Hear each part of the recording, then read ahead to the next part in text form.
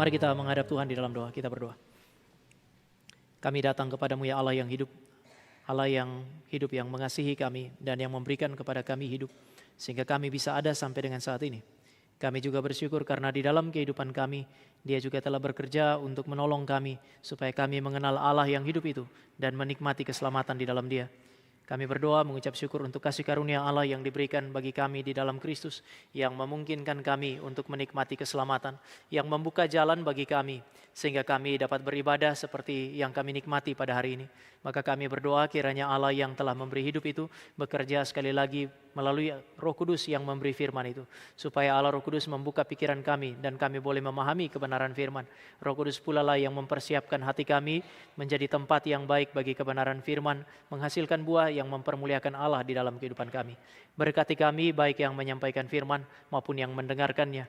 Pimpin hidup kami dengan firman-Mu. Di dalam nama Tuhan Yesus kami berdoa dan kami menyambut waktu di mana kami akan merenungkan firman Tuhan. Amin. Selamat pagi Bapak Ibu dan Saudara. Mari kita buka Alkitab kita dari Kisah Para Rasul pasal yang ke-20. Kisah Para Rasul pasal yang ke-20. Ayat yang ke-17 sampai dengan ayatnya yang ke-38. Kisah Rasul pasal yang ke-20. ayat 17 sampai dengan 38. Kita baca bergantian. Saya 17, Bapak Ibu 18 terus sampai dengan 38. Karena itu ia menyuruh seorang dari Miletus ke Efesus dengan pesan supaya para penatua jemaat datang ke Miletus.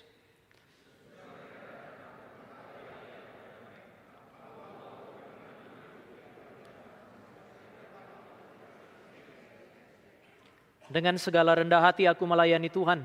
Dalam pelayanan itu aku banyak mencucurkan air mata dan banyak mengalami pencobaan dari pihak orang Yahudi yang mau membunuh aku.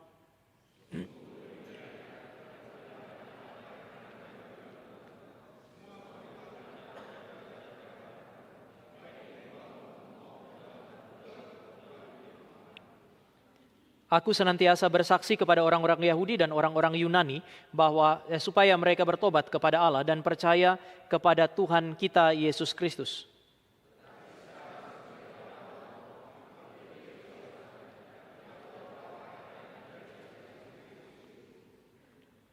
Tetapi sekarang sebagai tawanan roh, aku pergi ke Yerusalem dan aku tidak tahu apa yang akan terjadi atas diriku di situ.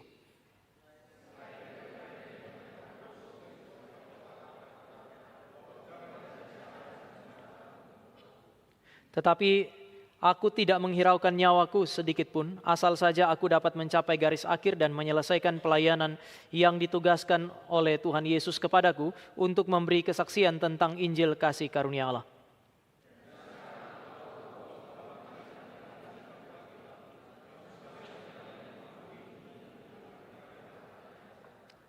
Sebab itu pada hari ini aku bersaksi kepadamu bahwa aku bersih, tidak bersalah terhadap siapapun yang akan binasa.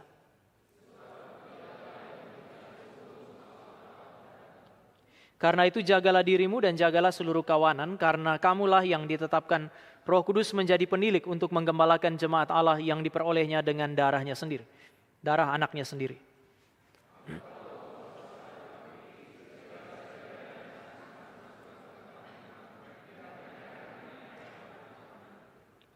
Bahkan dari antara kamu sendiri akan muncul beberapa orang yang dengan ajaran palsu mereka berusaha menarik murid-murid dari jalan yang benar dan supaya mengikut mereka.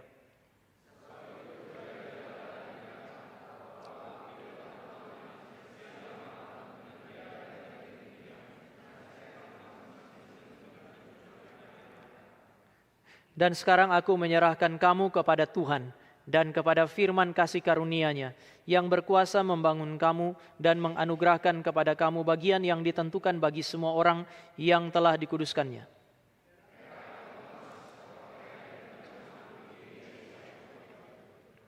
Kamu sendiri tahu bahwa dengan tanganku sendiri aku telah bekerja untuk memenuhi keperluanku dan keperluan kawan-kawan seperjalananku.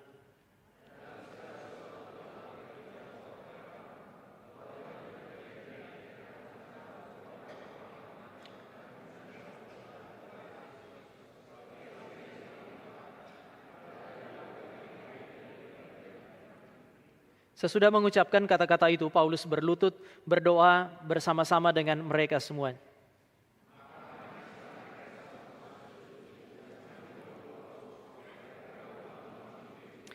Ayat 38 sama-sama 2-3. Mereka sangat berduka cita, terlebih-lebih karena ia katakan bahwa mereka tidak akan melihat mukanya lagi, lalu mereka mengantar dia ke kapal. Bapak Ibu, kita lihat sebentar di dalam pasal yang ke-21. Pasal 21, kisah yang hampir sama. Mari kita baca bergantian ayat yang ke-10 sampai 14. Kisah Para Rasul pasal 21, 10 sampai 14. Saya ayat 10, Bapak Ibu 11 terusnya sampai 14 bersama-sama. Setelah beberapa hari kami tinggal di situ, datanglah dari Yudea seorang nabi bernama Agabus.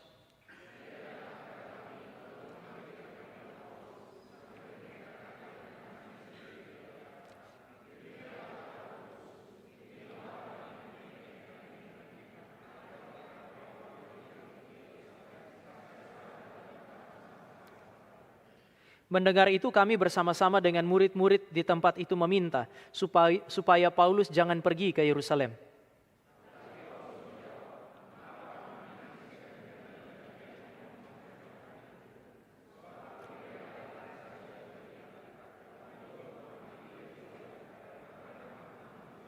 Bersama-sama 14, 2, 3. Karena ia tidak mau menerima nasihat kami menyerah dan berkata, jadilah kehendak Tuhan. Bapak, Ibu, dan Saudara yang kekasih dalam Tuhan, teks yang Saudara dan saya baca adalah sebuah narasi mengenai pelayanan Paulus, khususnya perpisahan Paulus dengan jemaat yang ada di Efesus. Paulus adalah seorang yang sangat mengasihi jemaat di Efesus, maka dia tinggal di sana selama 3 tahun.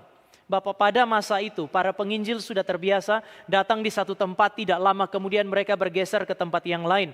Tetapi Paulus memilih untuk tinggal bersama-sama dengan orang-orang yang oleh Yahudi disebut sebagai orang-orang kafir. Orang-orang yang tidak mengenal Allah, dan 3 tahun dia tinggal bersama-sama dengan mereka, membangun jemaat ini, sehingga saudara dan saya akan menemukan bahwa bukan hanya Paulus yang mengasihi mereka, tetapi mereka juga sangat mengasihi Paulus. Oleh karena itu maka ayat 37 sampai 38 menceritakan kepada saudara dan saya mengenai perpisahan yang sangat emosional. Mereka memeluk Paulus, mereka bertangis-tangisan bersama-sama dengan dia. Di tengah-tengah situasi yang sedemikian, saudara dan saya juga menemukan kesaksian Paulus mengenai pelayanannya. Selama 3 tahun, kemudian dia mengatakan bahwa tidak ada yang saya lalaikan. Semua yang harus saya sampaikan telah saya sampaikan. Oleh karena itu maka dia bilang, saya tidak bersalah terhadap siapapun di antara kamu yang binasa. Saya kira ini sebuah kalimat yang sangat berani. Dia merasa bahwa dia telah mengerjakan pelayanannya dengan begitu sungguh-sungguh dan begitu tulus, sehingga kalau nanti setelah dia meninggalkan ada orang yang binasa, itu bukan karena dia gagal menjalankan tugas tanggung jawab sebagai seorang hamba Tuhan, sebagai seorang gembala, tetapi oleh karena jemaat gagal untuk mengerjakan tanggung jawab mereka di hadapan Tuhan. Dia bercerita mengenai pelayanan yang penuh dengan air mata, penuh dengan apa yang disebut sebagai penderitaan. Kenapa? Karena dia sangat mengasihi Tuhannya. Dia mengasihi Tuhannya, dia mengasihi jemaat. Maka saudara dan saya menemukan kisah yang panjang di dalam pasal yang ke-20 bercerita mengenai di dalam tanda petik keberhasilan Paulus. Kemudian dia menutup kisah ini dengan nasihat. Menutup kisah ini dengan perintah dan pengharapan bagi para penerusnya. Ini berarti ketika saudara dan saya membaca teks ini, saudara dan saya akan menemukan apa yang disebut sebagai nasihat. Saudara dan saya menemukan apa yang disebut sebagai perintah dan pengharapan Paulus, sang penulis surat, rasul yang dipakai oleh Kristus itu untuk saudara dan saya sebagai gereja Tuhan yang hidup di zaman ini. Ada panggilan untuk kemudian meneladani Paulus di dalam pelayanan-pelayanannya. Dan saya kira kita bisa bersyukur karena orang ini yang memanggil saudara dan saya untuk menjalani jalur yang kira-kira sama dengan dia. Meneladani dia di dalam mengerjakan keselamatan. Bukan manusia super yang mustahil untuk diteladani. Sekali lagi, kita bersyukur bahwa firman yang saudara dan saya baca untuk kemudian meneladani seorang hamba Tuhan yang telah menjalani pelayanan selama kira-kira 3 tahun di Efesus adalah sebuah panggilan untuk mengerjakan keselamatan yang datang dari seorang manusia lemah, seorang manusia biasa, bukan manusia super yang mustahil untuk diteladani. Dan panggilannya sederhana. Dia panggil saudara dan saya untuk mengasihi Allah. Seperti dia kemudian melayani Tuhan dengan kasih kepada Allah. Dia panggil saudara dan saya untuk kemudian juga mengasihi sesama. Paulus adalah orang yang mengasihi Allah. dia mengasihi jemaat. Tetapi di sisi yang lain, melalui cerita ini, saya kira saudara dan saya akan menemukan dia juga dikasihi oleh Allah dan dia kasihi oleh jemaat Tuhan. Bukankah ini akan menjadikan Paulus serupa dengan Kristus? Di dalam Lukas pasal yang kedua, saudara dan saya akan, Lukas pasal yang keempat, saudara dan saya menemukan Kristus itu semakin hari bukan hanya semakin dikasihi oleh Allah, tetapi semakin dikasihi oleh umat Allah. Ada keserupaan antara Paulus dengan Kristus di sana, dan ini kemudian menjadi panggilan bagi kita. Saudara dan saya dipanggil untuk menjadi serupa dengan Kristus, dengan melihat juga kepada teladan Paulus yang dikasihi oleh Allah dan juga dikasihi oleh manusia. Maka pertanyaannya sekarang adalah, apa yang membuat Paulus itu kemudian bisa sampai sedemikian? Saya kira ayat yang ke-22 bisa menjadi kunci bagi saudara dan saya untuk memahami. Di dalam ayat yang ke-22, Paulus mengatakan bahwa dia adalah tawanan roh. Status sebagai tawanan roh inilah yang telah membentuk kehidupan Paulus sebagai seorang rasul yang tadi saya bilang mengasihi Allah, mengasihi umat Allah, tapi juga dikasihi oleh Allah dan dikasihi oleh umat Tuhan. Tapi pertanyaannya sekarang adalah, ketika Bapak Ibu dan saya bilang kita ditawan oleh Roh Kudus, bukankah kedengarannya tidak menyenangkan? Tawanan, istilah tawanan berarti saudara dan saya kehilangan kebebasan. Paling tidak kita berbicara mengenai kebebasan yang dibatasi. Bahkan ini bisa saja dipertentangkan dengan ayat-ayat yang mengatakan kalau saudara dan saya ada di dalam Kristus, kita telah dimerdekakan. Bukankah orang Kristen adalah orang yang merdeka? Lalu kenapa sekarang Paulus bicara sebagai seorang rasul, mewakili orang Kristen, dan dia berkata dia ditawan oleh Roh Kudus? Mungkin sebelum saya melanjutkan, saya akan mengajak saudara untuk memikirkan bagian ini. Anda tidak dapat menikmati kebebasan sejati yang ditawarkan oleh Injil tanpa menjadi tawanan Roh Kudus. Ini paradoks Injil. Tidak mungkin menikmati kebebasan sejati yang diberitakan oleh Injil, yang disampaikan di dalam Alkitab, tanpa menjadi tawanan Roh Kudus. Roh Kudus adalah roh kebenaran. Dia memberikan Injil kepada saudara dan saya sebagai kebenaran. Lalu kemudian Yohanes mengatakan, kebenaran itu memerdekakan kamu. Tetapi hari ini Paulus seolah-olah mau mengatakan kepada saudara dan saya, kebenaran yang memerdekakan itu adalah kebenaran yang sekaligus menawan hati saudara dan saya, menawan pikiran saudara dan saya, sehingga kita tidak bisa melakukan sesuatu yang lain kecuali menyatakan cinta kasih kita kepada Allah. Saya akan mulai dengan mengajak Bapak Ibu untuk mencoba melihat terlebih dahulu apa yang saya maksudkan atau apa yang dimaksudkan Alkitab dengan tawanan Roh Kudus, baru kemudian kita lihat dampaknya. Sulit untuk mendefinisikannya secara langsung, tapi Bapak Ibu dan saya bisa lihat kata ditawan oleh Roh Kudus ini mengandaikan dua pihak. Pertama adalah Allah, pihak Allah yang menaklukkan manusia dan menawan mereka dengan firman. Semua yang disebut sebagai tawanan Roh Kudus adalah orang-orang yang telah ditaklukkan oleh Allah, lalu kemudian Allah menawan mereka dengan firman. Tuhan Yesus bilang, kalau aku pergi, maka aku akan mengutus Roh Kudus datang kepada kamu. Apa tugas Roh Kudus? Roh Kudus adalah roh kebenaran. Tugas Roh Kudus adalah bersaksi tentang Kristus kepada saudara dan saya. Bercerita mengenai kemuliaan Kristus bagi saudara dan saya. Bercerita mengenai cinta kasih Allah di dalam Kristus bagi saudara dan saya. Dan fungsinya adalah satu, membuat kita mengenal siapa Allah di dalam Kristus. Dan kemudian pengenalan ini menawan hati kita. Orang yang membaca Alkitab dengan benar, yang ditolong oleh Roh Kudus mendapatkan iluminasi, mendapatkan pencerahan di dalam pikiran, maka mereka pasti akan menemukan siapa Kristus yang ada di dalam Alkitab, melihat kemuliaannya, melihat kemurahan hati Allah di sana, dan kemudian mereka ditawan oleh Roh Kudus dengan firman yang sedemikian. Bapak Ibu, saya tadi pagi juga mengutip N.T. Wright waktu dia menulis mengenai kemuliaan Kristus. N.T. Wright kemudian mengatakan kira-kira demikian, siapapun yang membaca Alkitab dengan benar dan menemukan Kristus yang diceritakan oleh Alkitab, dia punya hati pasti ditawan oleh pengenalan terhadap Kristus. Tidak mungkin hati kita tidak ditawan oleh pengenalan terhadap Allah dan kemuliaannya di dalam Kristus. Jika yang saudara dan saya jumpai di dalam Alkitab adalah Kristus sebagaimana yang memang mau diceritakan oleh Alkitab. Biasa dengan anak-anak muda saya selalu bilang, ya yang namanya Yesus itu banyak. Ya, sekali lagi yang namanya Yesus itu banyak. Ada petinju namanya Yesus. Ada pemain sepak bola, ada yang pemain sepak bola namanya juga Yesus. Yesus yang mana yang saudara dan saya jumpai? Kalau seandainya saudara dan saya berkata kami mengenal Yesus, pertanyaan selanjutnya adalah Yesus yang mana? Karena perjumpaan dan pengenalan terhadap Yesus yang diceritakan oleh Alkitab selalu bermuara pada satu hal ini. Melihat kemuliaan Allah di dalam dia sehingga hati kita ditawan. Oleh karena kita melihat kemuliaan Allah di dalam dia, hati kita ditawan, maka kita akan melihat apa yang menjadi reaksi Paulus. Apa yang dibicarakan Roh Kudus kepada Paulus? Yang dibicarakan oleh Roh Kudus kepada Paulus, pasal 20 ayat 21 sampai 23 adalah penderitaan. Roh Kudus telah berbicara kepadaku bahwa dari kota ke kota aku akan masuk dari penjara dan mengalami apa yang disebut sebagai penderitaan. Bahkan nanti kita tahu muaranya adalah apa yang disebut sebagai kematian.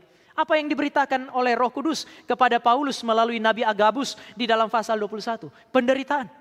Orang ini akan diikat tangannya. Orang ini akan mengalami apa yang disebut sebagai penderitaan. Jemaat pun takut mendengar berita itu. Tetapi saudara dan saya tahu, Paulus yang hanya mendengar berita mengenai pengalaman yang sulit dan penderitaan, tetap memutuskan untuk taat kepada Kristus. Kenapa? Karena dia ditawan oleh Roh Kudus. Satu kali dia berjumpa dengan Kristus yang sejati. Ketika dalam perjalanan dia pergi untuk menganiaya orang Kristen. Kristus datang, Kristus menyatakan diri. Satu kali dia mengalami perjumpaan eksistensial dengan Kristus.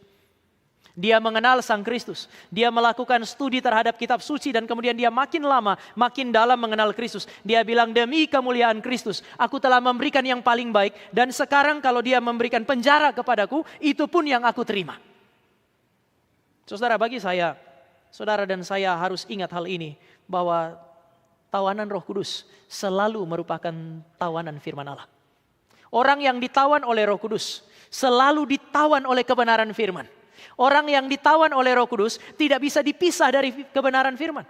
Sehingga aneh kalau kita bilang kita Kristen, kita ditawan oleh Roh Kudus, namun kerinduan untuk bergumul dengan firman sama sekali tidak ada. Itu sesuatu yang tidak mungkin. Karena kalau Allah mau menawan kita, Roh Kudus yang adalah roh kebenaran tidak hanya memberi firman, tetapi dia akan menggerakkan hati saudara dan saya untuk melekat kepada firman. Studi terhadap firman, bergumul dengan firman sebelum kita melakukannya. Tetapi mari kita lihat Paulus sekarang. Setelah dia bergumul dengan firman, dia mengerti siapa Kristus. Roh Kudus datang dan berbicara entah secara personal langsung dengan dia atau melalui nabi yang lain berbicara kepada dia. Paulus dengan bebas, sekali lagi, Paulus dengan bebas memilih untuk taat kepada Kristus. Paulus dengan hati yang rela menerima penderitaan yang ditawarkan oleh Allah kepada dia. Bapak Ibu, inilah tawanan Roh Kudus. Ditawan dengan firman membuat dia mengenal Allah. Maka dengan bebas, dengan rela dia memilih untuk taat dan menanggung penderitaan. Tadi saya bilang, kalau bukankah kata ditawan itu mengandaikan ketiadaan kebebasan. Allah tidak pernah menawan saudara dan saya dengan merampas kebebasan kita. Allah tidak pernah memaksa orang Kristen. Tetapi dia menyatakan diri dan kemuliaan melalui firman. Supaya saudara dan saya punya kerelaan untuk taat. Supaya saudara dan saya punya kerelaan untuk menjalani perjalanan yang sulit karena cinta kepada dia. Biasanya ketika saudara dan saya mengenal seseorang, saudara dan saya mencintai dia, perjalanan yang sulit itu sanggup saudara dan saya jalani. Istri saya ada di sini tapi nggak apa-apa saya cerita sedikit mengenai hal ini. Dulu waktu saya masih SMA, Bapak Ibu, anak orang tua dulu bilang itu cinta monyet. Meskipun itu manusia itu disebut sebagai cinta monyet gitu. Saya waktu itu enggak pernah Bapak Ibu, enggak pernah itu lahir dalam keluarga Kristen, pergi ke gereja jarang. Hari Minggu itu wajib karena papa saya meskipun dia enggak ke gereja, dia wajibkan semua orang ke gereja. Jadi kami kalau bangun pagi dia akan bangunkan, bangun semua pergi ke gereja. Meskipun papa kadang-kadang tidak bergereja, tapi semua anaknya wajib ke gereja. Lalu kemudian persekutuan sekolah minggu itu jarang. Nah SMA Bapak Ibu, saya tertarik dengan seorang perempuan yang rajin sekali ikut persekutuan di sekolah. Namanya Persekutuan Siswa Kristen. Lalu ada beberapa teman yang sudah bertobat, memang mereka tahu saya suka sama dia. Maka mereka berusaha menjebak saya pakai dia. Mungkin mereka sebut ini holy trap. Jadi dia selalu itu kemudian kalau hari Jumat selesai pulang sekolah, dia sering muncul di depan kelas ketemu. Tama, ayo persekutuan Tama. Terus didesak, akhirnya saya ikut juga persekutuan itu. Lalu satu waktu kalau Bapak Ibu tahu ada pendeta dulu namanya pendeta Ade Manuhutu. Itu mereka kalau datang ke Kupang sekali khotbah itu bisa 3-4 hari satu kali di dalam satu lapangan itu. Setelah saya mulai membangun relasi dengan wanita ini, kemudian ada masa di mana pendeta Ade Manuhutu itu datang. Dan saudara tahu KKR 3 hari, 3 malam. Selama 3 malam KKR di Kupang. Dan tempat itu kalau di Kupang jam 7 itu angkot itu kadang-kadang sudah nggak jalan. Artinya kami harus jalan kaki. Dari rumah saya menuju ke lapangan itu kira-kira 5-6 kilometer. Jadi rumah saya, lapangan, baru kemudian rumah wanita ini itu bukan dekat saya. lapangan, rumahnya dia di sini. Kira-kira 5-6 kilometer. Jadi kalau saya mau menjadi pacar yang baik, saya harus menjalani kira-kira 12 kilometer. Dan saudara tahu siang-siang dia akan telepon, Tama nanti malam ada KKR. Mau datang? Bapak Ibu tahu jawaban saya. Mau. Dan saya akan jalan kami jalan kira-kira jam 5 itu. Dari rumah menuju ke lapangan bersama dengan orang kampung. Persoalannya duduk sama-sama dengan dia KKR. Begitu sudah selesai KKR, habis semua orang di calling pulang. Semua orang pulang kan, termasuk orang dari kampungnya saya pulang ke kampungnya saya. Saya kan gak bisa begitu, saya pacar yang bertanggung jawab. Saya meneruskan perjalanan saya antar dia dulu. Setelah itu saya pulang, semua orang yang ikut KKR sudah tidur. Mungkin sebagian sudah jumpa Tuhan, saya tuh masih balik lagi tuh. Dalam satu malam saya bisa menempuh 11-12 kilometer. Besok pagi waktu bangun mulai dari pinggang, paha sampai betis sakit semua. Tetapi nanti sore hari dia telepon lagi hari kedua, Tama KKR enggak? Bapak Ibu bisa tahu jawaban saya, 3 hari saya bisa menempuh 66 kilometer. Demi apa? Demi cinta yang disebut sebagai cinta monyet itu. Tetapi bayangkan kalau ibu saya yang bilang, Tama antar mama ke pasar. Yang enggak cuma 2-3 kilometer itu saya akan segera memberikan instruksi kepada adik kandung saya. Antar mama ke pasar. Lalu adik saya akan perintah adik yang ketiga, antar mama ke pasar. Saudara bisa bayangkan ketika saudara dan saya berjumpa dengan seseorang, pribadi yang mungkin bagi kita agung, yang menawan hati saudara dan saya, apapun akan saudara dan saya lakukan. Fungsi Alkitab adalah menceritakan kepada saudara dan saya mengenai pribadi dan karya Allah yang sejati di dalam Kristus. Menyatakan kebesarannya, menyatakan keagungannya. Lalu bagaimana mungkin pergumulan dengan firman tidak menawan hati kita? Karena pergumulan dengan firman, pergumulan dengan Kristus menawan hati Paulus. Sekali lagi, Paulus dengan rela memilih untuk taat. Rela untuk menerima apa yang disebut sebagai penderitaan. Tanpa Allah memaksa dia. Dia menjadi tawanan, tetapi ini bukan tawanan yang dipaksa. Ini adalah tawanan yang dengan rela kemudian menyerahkan dirinya untuk ditawan oleh sang kekasih jiwanya. Mari sekarang kita lihat dari sudut pandang yang kedua. Dari sudut pandang Paulus yang ditawan. Kalau yang pertama ada Allah yang menawan saudara dan saya. Dia tawan dengan firman, dengan menyatakan kemuliaannya yang ada di dalam firman. Maka yang kedua, saudara dan saya bisa lihat respon orang yang ditawan itu. Orang-orang yang ditawan oleh Roh Kudus dengan firman adalah orang-orang yang memutuskan dengan rela untuk taat kepada otoritas firman. Bapak Ibu akan menemukan di dalam ayat, di dalam pasal 21 itu. Jemaat sangat mengasihi Paulus. Mereka sangat mengasihi Paulus. Kalau mereka enggak suka Paulus, begitu Paulus ada Nabi Agabus datang bilang orang ini akan ditangkap masuk penjara. Dia enggak akan ketemu kalian lagi. Mungkin jemaat akan bilang puji Tuhan. Ganti rasul yang baru ini dia. Tapi enggak. Jemaat itu langsung pegang dia lalu bilang jangan pergi. Mereka membujuk dia. Lukas pakai istilah menasehati dia supaya dia tidak pergi. Tapi Bapak Ibu bisa lihat respon Paulus dalam ayat yang ke-21 begitu menarik. Karena ia tidak mau menerima nasihat kami, kami menyerah. Yang menyerah adalah orang yang memberikan tanda cinta kasih, jangan pergi. Kenapa? Karena orang ini tidak mau menyerah. Dia tidak mau menyerah dengan penderitaan. Dia tidak mau menyerah dengan apa yang disebut sebagai ketakutan di dalam dirinya dia. Yang dia tahu adalah Tuhan yang dia kasihi. Sekarang adalah Tuhan yang memanggil dia untuk menempuh jalan yang saudara dan saya bisa sebut sebagai jalan salib. Kehendak Allah harus tergenapi. Kemuliaannya harus dinyatakan di dalam kehidupan Paulus. Dia tahu ini adalah otoritas yang tertinggi. Dia ditawan karena dia sadar siapa yang berotoritas di dalam kehidupannya. Bapak Ibu, salah satu petunjuk engkau dan saya ditawan oleh Roh Kudus bukan hanya kenal Allah tetapi juga mengakui otoritasnya. Jika Kristus bukan Tuhan atas segala sesuatu di dalam kehidupan saudara dan saya, dia bukan Tuhan sama sekali.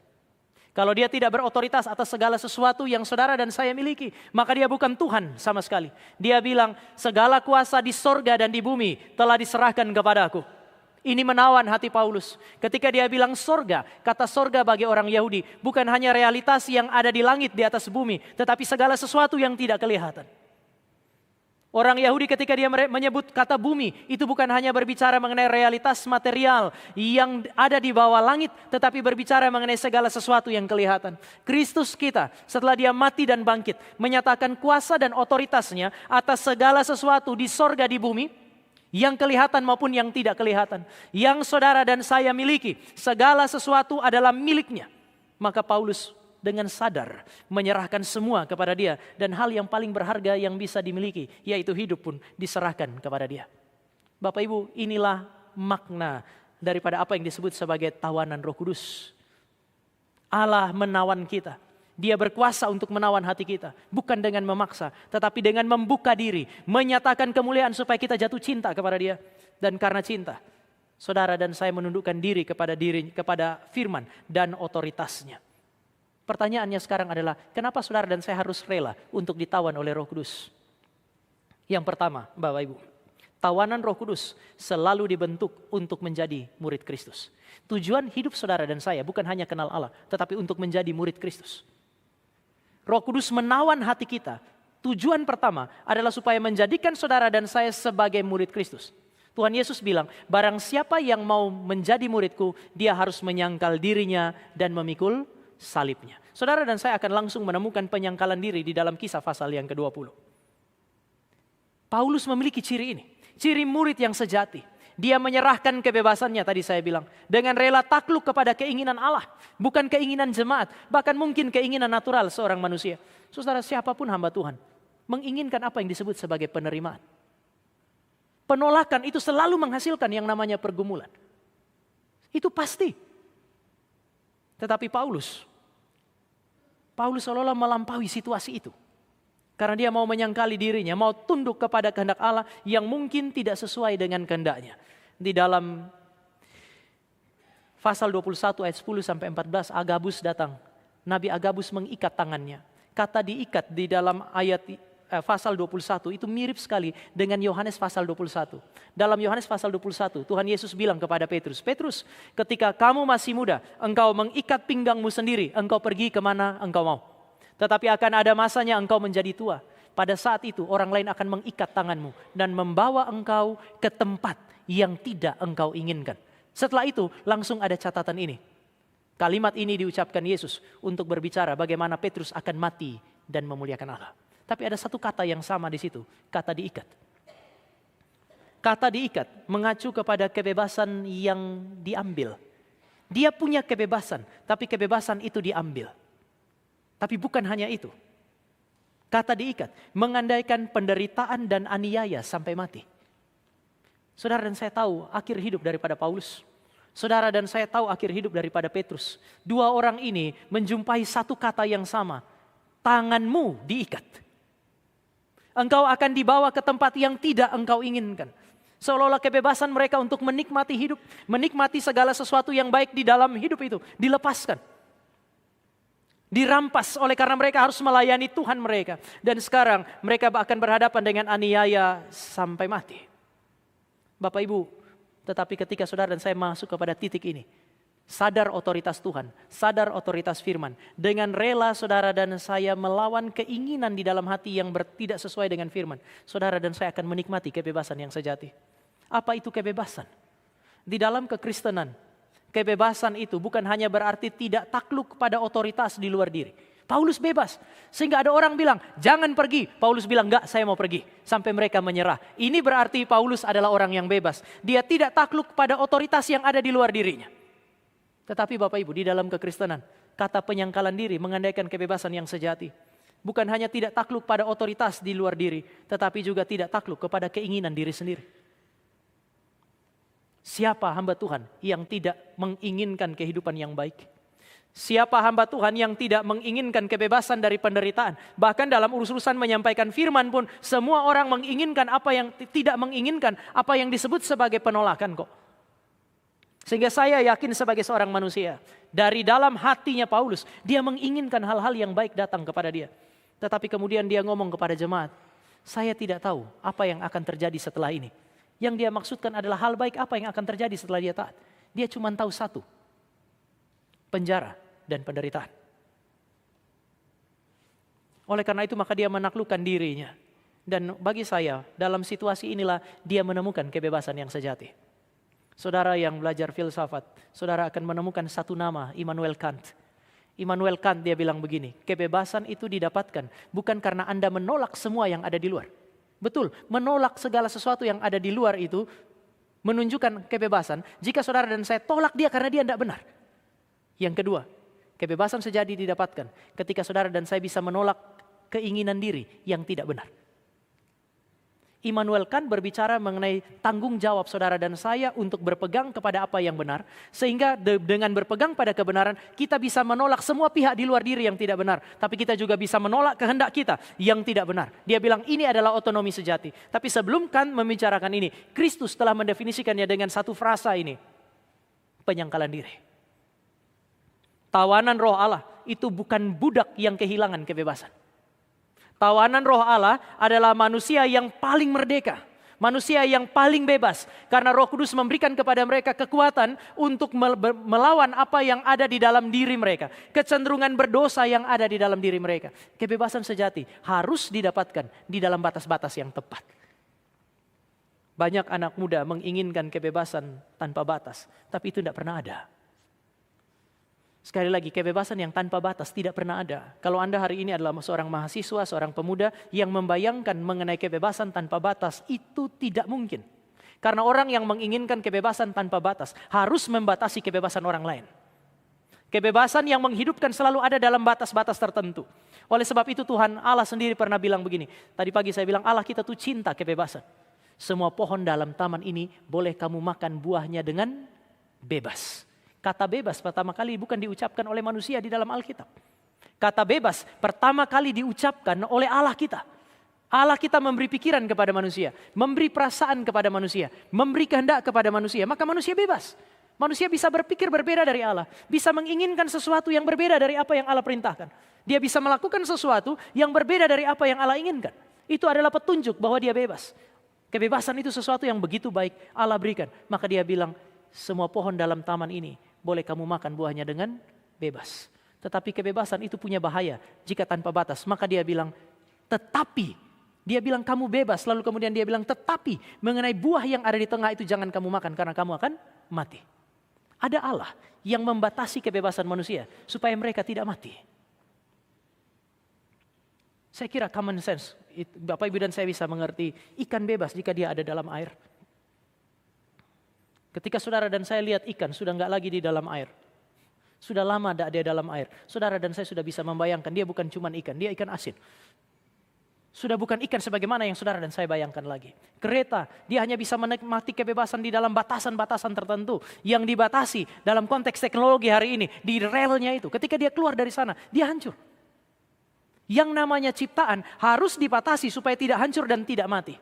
Sekarang, kenapa Roh Kudus menawan engkau dan saya? Dengan firman. Supaya engkau dan saya tidak hancur dan tidak mati. Pilihan ada di tangan kita. Mau menikmati kebebasan sejati atau memilih kebebasan yang palsu. Pilihannya adalah menempuh jalan yang terlihat sempit itu. Namun kita menjalaninya dengan kemerdekaan. Atau saudara dan saya berjalan di jalan yang lebar, jalan yang luas. Karena kita bisa melakukan apapun yang kita inginkan. Namun ujungnya, kata Tuhan Yesus, adalah kematian. Tawaran itu masih berlaku hingga saat ini. Memberi diri untuk ditawan oleh Roh Kudus. Menjadikan kita sebagai murid Kristus. Dan yang namanya murid pada hari itu senantiasa berjalan di belakang sang guru. Beda dengan murid hari ini. Habis SKS selesai. Mahasiswa zaman sekarang dia selesai, sudah tidak ada relasi lagi. Dia baru kemudian berusaha membangun relasi lagi kalau semester depan ketemu dosen yang sama. Tetapi pada masa itu guru itu cuma satu. Dan seumur hidup seorang murid akan terus bersama-sama dengan dia. Belajar dari dia. Bahkan mereka bisa tinggal, Bapak Ibu masih ingat, ada murid Yohanes datang kepada Tuhan Yesus. Mereka tidak tanya, apa yang kamu ajar? Tapi mereka punya pertanyaan, guru, di mana engkau tinggal? Kenapa? Karena pada masa itu murid biasanya hidup bersama dengan guru. Belajar apa yang dia miliki sebagai ilmu, belajar teladan dalam kehidupan praktis.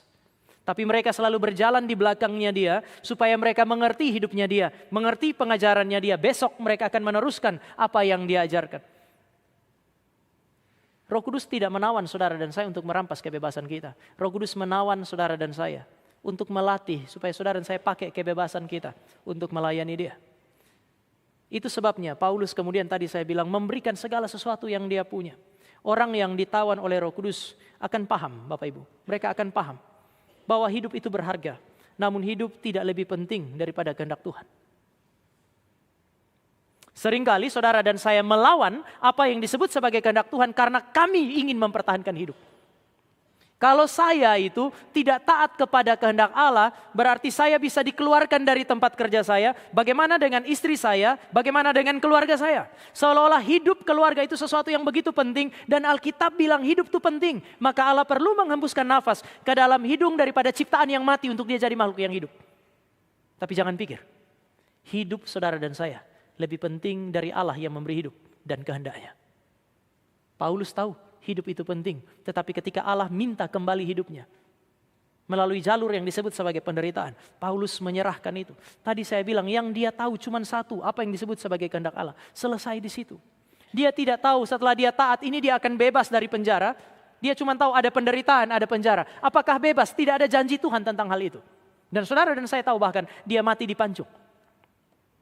Dia tahu kehendak Tuhan menderita dan masuk penjara. Dia tidak tahu hal yang lain, tetapi yang sedikit yang dia ketahui itulah yang dia taati. Tuhan tidak minta Bapak Ibu dan saya untuk dalam tanda petik belajar banyak taat sedikit. Saudara dan saya setiap kali saudara dan saya belajar, pengenalan kita terhadap Allah itu bersifat progresif. Mulailah dengan mentaati apa yang saudara dan saya tahu. Jangan berusaha untuk mentaati sesuatu yang bahkan saudara dan saya tidak tahu. Allah membukakan kepada saudara dan saya kebenarannya supaya kita belajar untuk taat. Tadi pagi saya juga pakai contoh ini, Bapak Ibu. Di Reform ini saudara dan saya menikmati kelimpahan firman Tuhan. Saya yakin itu. Saudara dan saya akan menikmati kelimpahan dalam kebenaran firman Tuhan. Hamba Tuhan punya tanggung jawab untuk mengeksposisikan firman kepada Bapak Ibu. Mereka punya tanggung jawab untuk kemudian mengolah kebenaran firman sebelum disampaikan kepada Bapak Ibu. Bagi saya itu kelimpahan. Dan setiap kali kalau orang mau atestasi, pertanyaannya kenapa mau masuk ke gereja Reform? Sering kali bilang, oh ya karena pengajarannya Pak. Selalu begitu. Saya tidak tahu di GRI Bandung. Kalau saya bilang selalu berarti semua GRI kan ya. Tapi paling tidak di Depok dan di Cikarang tiap kali wawancara itu jawabannya. Kenapa mesti di sini? Bukankah orang Reform itu jarang senyum? Susah sekali menemukan Reform senyum. Entah apa itu senyum dengan Reform kenapa terlihat begitu kontras. Sehingga gereja-gereja Reform harus menyediakan segala macam untuk istilahnya menenangkan hati orang. Kenapa? Apakah mereka tiba di lobi itu mereka kurang tenang lihat wajah kita? Saya nggak tahu. Tetapi kenapa ya dengan kondisi Reform yang kayak begini, kamu tetap mau Pak? Karena pengajarannya. Selalu begitu. Sehingga bagi saya ya mungkin mereka menikmati apa yang disebut sebagai kelimpahan. Tapi hati-hati. Ketika saudara dan saya mendapatkan kelimpahan, ada tuntutan ini kan. Dari yang lebih banyak tahu, lebih banyak dituntut. Paulus tidak tahu, sekali lagi, apa yang akan terjadi setelah dia masuk penjara. Hal-hal yang positif dia tidak tahu. Dia cuma tahu bahwa hal-hal yang terlihat negatif sekarang ditawarkan kepada dia. Tetapi kemudian dia menerima. Kenapa? Karena dia tahu hidup itu milik Allah. Hidup yang adalah milik Allah harus diserahkan kembali kepada Allah. Ketika Allah minta, saudara dan saya harus belajar untuk menyerahkannya dengan rela. Prinsip inilah yang dihidupi oleh orang-orang perjanjian lama seperti Abraham. Bertahun-tahun Tuhan berjanjikan dia punya istri yang mandul itu. Di dalam rahim yang mati Allah akan letakkan kehidupan di situ. Bertahun-tahun dia tunggu janji itu. Dan pada akhirnya Tuhan menggenapi, lahirlah Ishak. Tetapi setelah Ishak lahir, Tuhan kemudian seperti Tuhan yang tidak ada kerjaan itu. Abraham, berikan kepadaku anak laki-laki yang satu-satunya. Yang engkau kasihi itu. Bapak Ibu baca kalimat itu karena kalimat itu sangat-sangat emosional. Ambil Ishak, anakmu laki-laki yang satu-satunya itu, bukan cuma itu, yang engkau kasihi untuk dibedakan dari Ismail. Persembahkan dia kepadaku di tempat yang aku tunjukkan kepadamu. Siapapun seorang ayah yang memiliki anak, ketika dia melihat anaknya mati, dia akan merasakan kehilangan. Apalagi kalau anak itu harus mati di tangannya dia, kehilangan itu bahkan mungkin akan lebih besar. Kami melayani di KKR regional di Ambon, Bapak Ibu, dengan Pondok Indah, dan waktu itu tema khotbahnya adalah Abraham mempersembahkan Ishak. Jadi semua jemaat itu dilatih dengan itu. Kami datang hari Minggu, habis ibadah di situ malam. Pendeta Audi itu datang bersama dengan keluarga, istri dan anaknya. Malam kemudian dia bilang dia lagi persiapan, anaknya itu tanya, "Papa, khotbah apa?" Lalu cerita tentang Abraham. Lalu anaknya mulai tanya tentang kisah itu. Akhirnya dia pikir, ya ini kan kesempatan yang baik. Sebelum menginjili orang lain, kenapa tidak menginjili anak sendiri kan? Maka dia bercerita mengenai Abraham. Dan cerita itu menjadi sangat dramatis karena anak sendiri kan. Dia ambil bantal-bantal di atas tempat tidur itu jadi mesbah. Lalu dia ambil anak perempuannya, dia letakkan anak perempuannya. Lalu kemudian dia bilang, "Nak." Lalu Abraham ambil pisau itu, dia ambil sendok. Lalu kemudian dia angkat sendok itu, dia pura-pura mau hujamkan ke anaknya. Anaknya Tasya itu berteriak, "Papa, jangan." Saking terlihat serius wajah pendeta reform kan ya. Terlihat serius sekali gitu. Anaknya itu teriak, dan ketika anaknya teriak, itu kan cuma simulasi. Tapi pendeta Audi besok pagi waktu dia cerita, dia bilang air matanya keluar. Dia tidak tahan dengar anak perempuannya berteriak sedemikian, padahal itu cuma simulasi. Abraham dengan Ishak itu bukan simulasi Bapak Ibu. Dia harus ambil pisau itu tanpa tahu apa yang akan Allah kerjakan, dan dia harus hujamkan itu ke jantungnya Ishak. Tapi dia bukan hanya mengenal Allah yang hidup. Dia bukan hanya beriman bahwa Allah sanggup untuk memberikan kehidupan kepada mereka yang mati. Tapi dia tahu bahwa yang memberi hidup berhak untuk mengambil hidup. Hari ini Tuhan tidak ambil hidup saudara dan saya. Dia memberi hidup. Tapi sebagai tawanan Roh Kudus, ingat, hidup adalah milik Tuhan yang harus dikembalikan kepada Tuhan. Dia tidak ambil hidup kita. Dia berikan saudara dan saya hidup. Karena hidup itu mesti diberikan kepada dia. Itu sebab Ayub ketika dia menderita, dia bilang Tuhan yang memberi. Kalau Tuhan beri, itu untuk kemuliaannya. Sekarang Tuhan yang ambil, itu demi kemuliaannya. Maka dia bilang Tuhan yang memberi, Tuhan yang mengambil, terpujilah nama Tuhan. Ketika saudara dan saya ditawan oleh Roh Kudus, kita bukan hanya memberi apa yang kita miliki, tapi saudara dan saya akan memberikan hidup kita sesuai dengan apa yang Paulus bilang. Karena itu aku menasihatkan kamu supaya kamu mempersembahkan tubuhmu sebagai persembahan yang hidup dan yang berkenan kepada Allah. Tawanan Roh Kudus senantiasa memiliki spirit yang seringkali disebut sebagai spirit martir. Spirit martir tidak pertama-tama membawa saudara dan saya kepada kematian, tidak selalu. Tapi spirit martir yang dimiliki oleh murid Kristus akan membawa saudara dan saya kepada ketaatan pada Allah yang hidup. Sama, martir kehilangan hal yang paling berharga. Mungkin Allah tidak ambil nyawa kita, tapi akan ada masa di mana Allah menuntut hal-hal yang kita anggap penting. Hal-hal yang kita anggap berharga, dan kemudian kita harus menyerahkan itu kepada Allah. Karena semua adalah milik Tuhan. Yang kedua, saudara.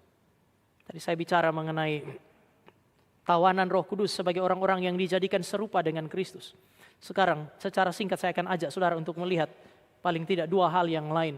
Tawanan Roh Kudus selalu diajar untuk rendah hati. Ada semacam kerendahan hati. Bapak Ibu, apa itu rendah hati? Rendah hati itu bukan berarti saudara dan saya tidak menceritakan keberhasilan kita. Kadang-kadang ketika orang berhasil, dia dapatkan banyak kesuksesan, dia bercerita apa adanya, kita bilang dia sombong dan kurang rendah hati. Apa salahnya ketika memang dia berhasil dan dia menceritakannya? Ada yang bilang, kalau seandainya saudara dan saya rendah hati, maka saudara dan saya tidak akan menjadi orang yang sering marah. Marah itu identik dengan tidak sombong. Marah itu identik dengan sombong, sehingga tidak marah itu identik dengan rendah hati. Tapi Kristus yang rendah hati itu adalah Kristus yang juga beberapa kali saudara dan saya temukan marah. Begitu marah dia balik meja penukar uang. Dia ambil cambuk lalu kemudian dia pukul binatang-binatang yang dijual di sana, sehingga situasi dalam bait Allah terlihat tidak ideal. Rendah hati seringkali dikaitkan dengan orang yang murah senyum. Sehingga ketika saudara dan saya ketemu orang di gereja susah senyum, kita anggap dia sombong. Tapi saudara dan saya mesti ingat bahwa Alkitab tidak membicarakan hal sedemikian sebagai esensi daripada kerendahan hati. Kalau saudara dan saya mau lihat kerendahan hati dalam Alkitab, mari kita lihat 2 Korintus pasal 11.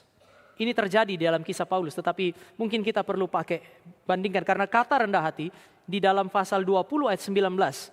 Sekali lagi kisah Rasul 20 ayat 19 bicara mengenai dengan rendah hati dia melakukan semuanya itu. Artinya Allah memberikan kerendahan hati. Nah, apa itu rendah hati? Bisa kita bandingkan dengan 2 Korintus 11 ayat yang ke-7. 2 Korintus pasal 11 ayat yang ke-7. Mari kita baca sama-sama ayat ini. 2, 2, 3. apakah aku berbuat salah jika aku merendahkan diri untuk meninggikan kamu, karena aku memberitakan Injil Allah kepada kamu dengan cuma-cuma. Ini ada konteksnya Bapak Ibu. Nanti kalau Bapak Ibu dan saya baca terus dalam 2 Korintus ini, Paulus itu menyatakan pembelaan kira-kira begini. Coba lihat, Petrus dan rasul lain, mereka melayani kamu dengan membawa keluarga. Mereka punya hak untuk melayani kamu dengan membawa keluarganya, dan kamu punya tanggung jawab. Dia bilang, kamu punya tanggung jawab untuk kemudian memelihara kehidupan mereka sebagai rasul bersama dengan keluarganya. Jadi dia bicara mengenai pelayanan hamba Tuhan, pelayanan para rasul, tanggung jawab mereka, dan juga tanggung jawab jemaat untuk kemudian menjaga kehidupan orang-orang ini. Tapi Paulus bilang, tapi beda dengan saya. Saya berhak seperti mereka.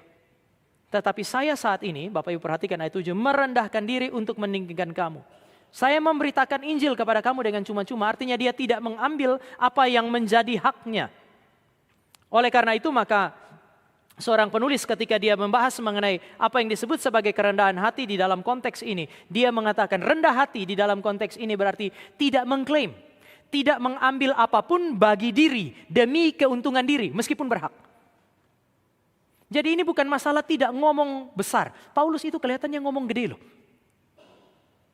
Coba uji saya selama 3 tahun ini, saya tidak pernah nggak sungguh-sungguh. Injil saya beritakan apa adanya. Tadi saya bilang terlalu berani ketika dia bilang kalau ada di antara kamu binasa itu bukan salahnya saya. Berani sekali itu dia. Kalau saudara dan saya dengar hari ini, saudara dan saya bisa pikir ini orang ngomong gede banget. Paulus adalah orang yang bisa marah. Dia pernah marah kepada Petrus, dia bisa marah kepada jemaat. Mengenai senyum saya nggak bisa ngomong. Kita tidak tahu mengenai Paulus, mengenai hal ini. Tetapi bukan ini tentu saja. Yang sementara dibicarakan di sini adalah Paulus tidak sementara mengklaim mengambil apapun bagi dirinya untuk membesarkan dirinya. Meskipun dia berhak. Ada masa di dalam kehidupan kita sebagai murid Tuhan. Sebagai orang-orang yang ditawan oleh Roh Kudus. Dia pimpin saudara dan saya untuk melepas hak kita demi kemuliaan Allah. Paulus sementara berbicara mengenai tuntutan yang harus dia lewati di dalam pelayanan. Dan dia tidak menuntut orang lain untuk memberikan yang seharusnya. Dia bilang saya melayani orang Yahudi mau bunuh saya. Saya melayani orang Yunani menolak saya. Dia tidak menuntut sesuatu yang berhak dia dapatkan. Artinya saudara dan saya akan menemukan bahwa dia adalah tawanan Roh Kudus yang menuntut diri untuk memberikan yang terbaik dalam segala kondisi. Dan bukan menuntut orang lain. Ada masa yang menghalangi saudara dan saya memberikan yang paling baik dalam pelayanan kita kepada Allah dan kepada sesama adalah saudara dan saya cenderung melihat kepada orang lain. Dia pengurus, dia hamba Tuhan, dia lebih rajin gereja dari saya, dia lebih dulu datang dari saya. Tapi ketika dia melayani gak sungguh-sungguh, masa saya harus begitu. Dia duluan lah. Atau kadang-kadang saudara dan saya berpikir dengan cara yang tidak tepat, kita tidak menundukkan diri kepada kehendak Allah, tetapi saudara dan saya berharap dengan segala sesuatu yang telah saudara dan saya lakukan, Allah juga mau menyesuaikan sesuatu kepada kita sesuai dengan apa yang kita harapkan. Maka seringkali saudara dan saya juga menemukan orang-orang bisa komplain, saya berharap mungkin di Bandung tidak ada, tapi paling tidak di tempat di mana saya melayani, saya pernah dengar ini, kami tidak dapat apa-apa. Memangnya Tuhan punya kewajiban untuk memberikan kepada Bapak Ibu apa-apa supaya Bapak Ibu bisa mendapatkan apa-apa dan senang. Tuhan tidak punya kewajiban itu. Bahkan ketika dia memberikan hidup saja kepada saudara dan saya itu something. Segala sesuatu yang Anda miliki hari ini itu pemberian Allah. Lalu kenapa ketika saudara dan saya melayani, kita tidak mendapatkan apa yang kita harapkan, kemudian kita bilang, saya sudah berikan yang terbaik Tuhan, dan saya tidak dapat apa-apa. Saya mau ingatkan Bapak Ibu, Allah yang berdaulat, pemilik kerajaan sorga, pemilik seluruh alam semesta ini, dia tidak punya kewajiban untuk memberikan apapun kepada Bapak Ibu dan saya. Tapi kalau hari ini, saudara memiliki sesuatu, itu anugerah Tuhan. Kenapa kita harus menuntut lebih? Mari saudara lihat siapa Paulus. Orang yang kita sebut sebagai rendah hati ini, adalah orang yang punya kapasitas besar. Di antara tulisan-tulisan dalam bahasa Yunani, di dalam konteks Alkitab Perjanjian Baru, Paulus punya tulisan salah satu yang paling bagus. Meskipun dia lebih rumit, tetapi dia paling bagus tulisannya.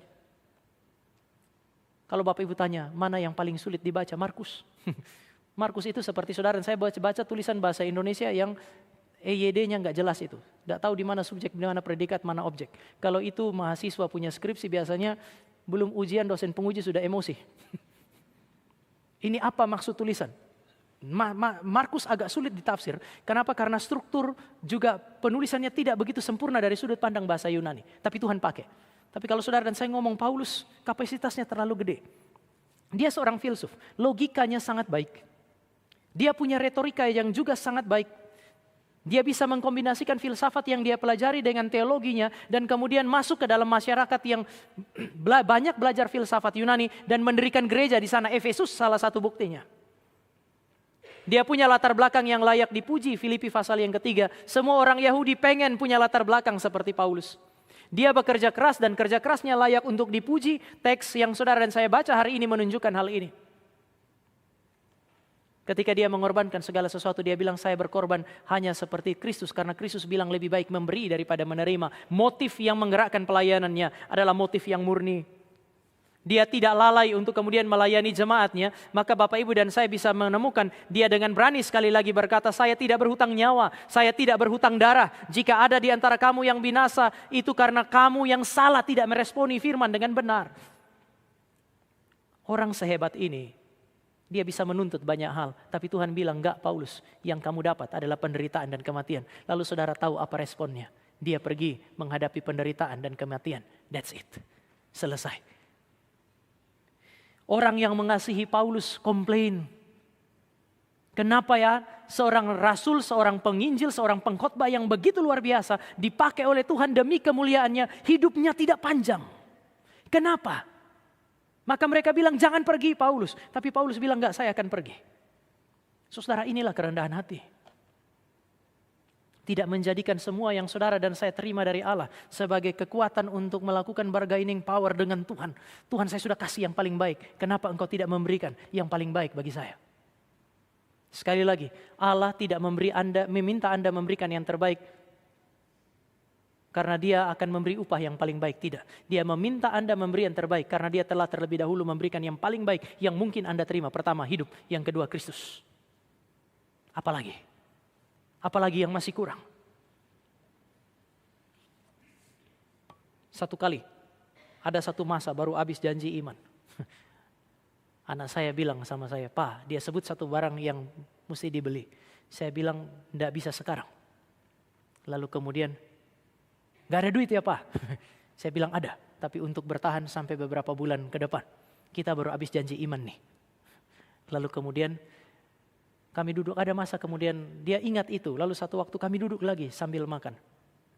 Pertanyaannya, sekarang sudah ada duit Pak? Saya pikir wah kalau sudah pertanyaan sekarang sudah ada duit, berarti kita mau beli apa ini dia? Lalu kemudian saya bilang, sekarang kalau duit kayaknya ada, kamu mau beli apa? Tinggal sekarang kamu sebut apa yang mau dibeli. Kalau masuk di dalam kapasitasnya kami beli. Kalau tidak, berarti tidak. Lalu kemudian dia bilang begini, kenapa Papa? Dia bilang, tidak bekerja. Seperti dia sebut ada orang yang kerja, dia bukan hamba Tuhan, dia kerja, Tuhan berkati dia banyak sekali. Kenapa Papa tidak seperti mereka? Saya bilang sama anak saya, nak, Papa mengerjakan yang paling mulia yang Tuhan kasih. Bahwa kemudian ada masa di mana di tengah-tengah pekerjaan Tuhan kasih, Tuhan berkati berkelimpahan, maka kamu juga sebenarnya tidak susah-susah amat. Tapi di sisi yang lain ada masa di mana Tuhan kasih dengan berkelimpahan, dia juga minta banyak. Seperti yang sekarang orang tuamu kerjakan, kami melayani, kami berikan janji iman. Kamu ingatlah, Tuhan tetap pelihara, dan yang kedua, semua yang kamu punya, yang kamu inginkan itu milik Tuhan. Kami hanya memakai apa yang Tuhan kasih untuk Tuhan. Selesai di situ. Saya bilang kamu punya hak untuk menikmati banyak hal. Tetapi ketika Tuhan minta sesuatu, papa mama mesti rela, kamu juga mesti rela. Bapak ibu semua orang tua menginginkan anaknya menikmati semua yang terbaik. Tapi ada masa di mana Tuhan bilang serahkan semua, maka kita mesti serahkan semua.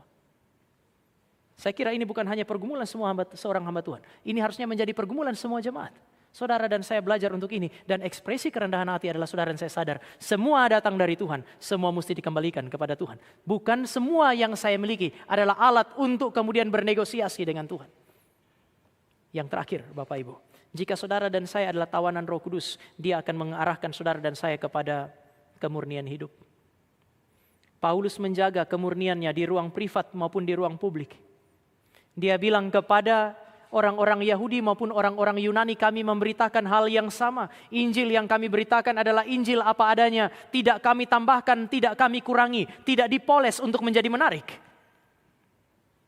Dia begitu berfokus kepada kemurnian ajaran, sehingga dia bilang kepada para pengawas jemaat atau penilik jemaat, awasilah karena nanti dari luar akan datang, bahkan dari dalam juga akan datang serigala-serigala yang mencerai-beraikan domba. Awasi, yang diminta adalah menjaga kemurnian ajaran. Bapak Ibu, kenapa kemurnian ajaran menjadi fokus?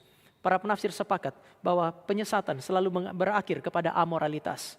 Maka yang dia mau bicarakan adalah kemurnian ajaran yang dikejar menjadi fondasi bagi kemurnian motif pelayanan. Paulus melayani dengan motif yang benar karena dia tahu ajaran yang benar. Kemurnian ajaran adalah fondasi bagi kemurnian dan kesaksian hidup. Itu sebab salah satu syarat bagi penatua adalah mereka mengerti kebenaran. Saya mau tutup ini dengan kesaksian yang ditulis oleh seorang pengkhotbah sudah meninggal, Raffi Sakarias almarhum, lepas dari segala yang saudara dan saya lihat sebagai pergumulan setelah kematiannya. Tetapi dia bercerita mengenai dua orang Kristen. Satu orang Kristen namanya Jacob, dia seorang penginjil. Orang kedua adalah orang dari Eropa Timur namanya Zimmerman.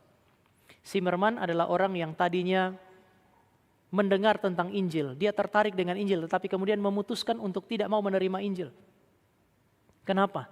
Karena keluarganya, istrinya mati di dalam perang, ponakannya perempuan diperkosa di dalam konteks perang.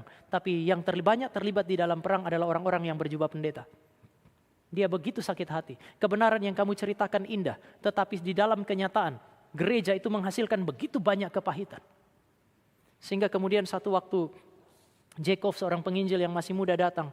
Dia lihat Zimmerman, dia ingin menginjili Zimmerman. Akhirnya kemudian dia datang dan dia menginjili Zimmerman. Zimmerman tahu orang ini mau menginjili dia supaya dia kemudian percaya kepada Kristusnya. Tapi Zimmerman tidak pernah menanggapi. Tapi karena Jacob sering datang, satu waktu Zimmerman dengan sedikit jengkel dia bilang begini, Jacob, kenapa kamu terus datang? Kenapa kamu terus bercerita mengenai Kristusmu itu? Apakah kamu ingin supaya saya percaya kepada Kristus yang kamu ceritakan itu? Jacob bilang, kalau kamu sudah tahu, sekarang saya jujur. Ya, saya ingin kamu menerima Kristus sebagaimana saya menerima Kristus.